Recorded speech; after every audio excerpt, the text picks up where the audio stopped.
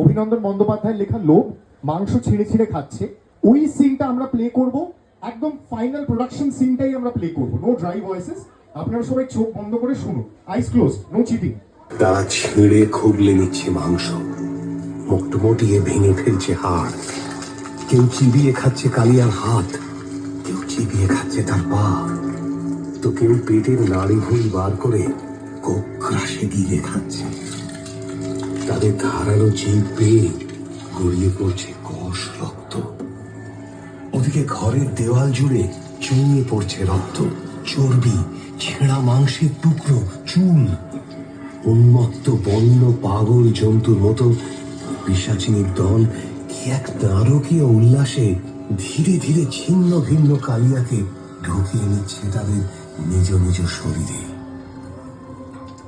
এত কিছুর মধ্যেও শিবুর চোখ কালিয়ার মাথাটা খোঁজে। এরপর কিছুক্ষণ এদিক ওদিক দেখার পর অবশেষে তার চোখ যায় কামরার ঠিক মধ্যিখানে।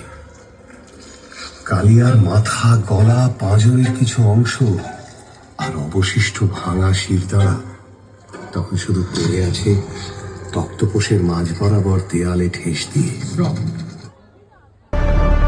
মির্চি সানডে সাসপেন্স, কান টান উত্তেজনা।